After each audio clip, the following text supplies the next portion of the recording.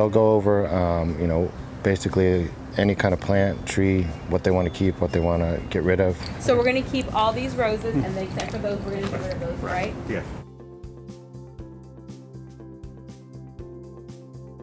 What kind of restoration do they want? Do they want rock, grass? What kind of sod?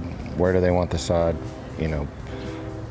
Pretty much it's just a fresh blueprint of, what they want for their new yard. So they get to start from the ground up, whatever they want. They have a choice of either staying at the residence during our construction, or they can get a hotel assistance during our excavation. So first thing we do is, while DTSC is working out all the details of the restoration with the homeowner, we walk around, take all the pictures.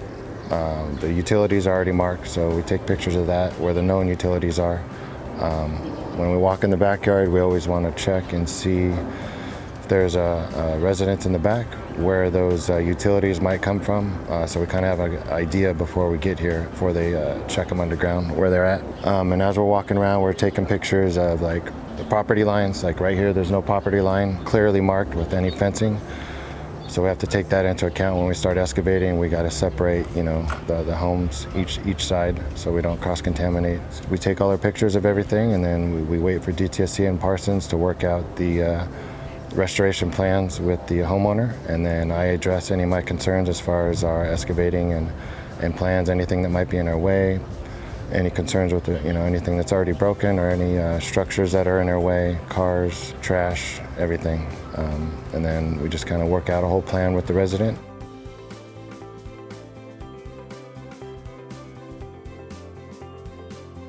As we walk through the property, it's asking for what the existing conditions are, front yard, backyard, what is there, because some people have grass, but they don't want grass put back in, so we have to mark what's there before. We go through any kind of obstacles that are in the way, trees, cables, carports. In this case, there's just some cables in the backyard. Everything else is pretty open. Any existing damage to basically the driveways, planters, sidewalks, stairs, we mark that in here. Property lighting and landscaping, I didn't mark, but there is no existing sprinklers, there's no landscape lighting, so none of that. I did take pictures. And then we come up here to the backyard restoration. So we're putting in grass in the backyard, grass in the front as well. And then so I have to estimate about how long it's going to take. It's about 78 yards. If we double excavate front and the backyard with 2 extra operators, we could probably get it done 5 to 6 days. And then that's basically it. I jot down some notes, just a few things of what they want in the backyard. Just for my notes, everything is put in the work plan with Parsons, so it's not too critical on some of that.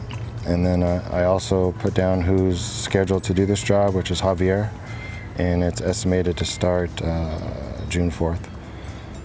So I pulled that information from our live schedule, just so I have an idea of which crew's doing it, so I can dictate how long it's going to take or how good that crew is.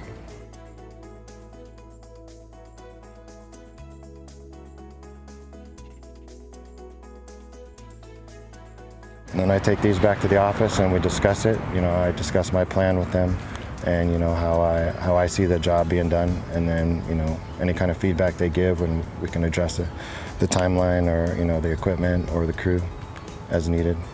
So first we did the pre-con on this property here, and as we're finishing, the property line stamp for this property cuts into the neighbor's grass. So I asked the question if this house here was in our plan for cleaning up, and it was. So the neighbor was home, so we were able to do this pre-con as well.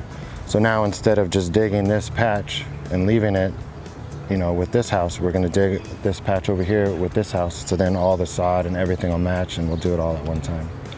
Sometimes it doesn't always work out like that. We just have to basically draw a line, get our property line, and put some plastic down so we don't cross-contaminate, and then come back later. But this lady had already had her samples done and everything, so she was ready to go and get the pre-con and get on her schedule. So in this instance, it worked out pretty good.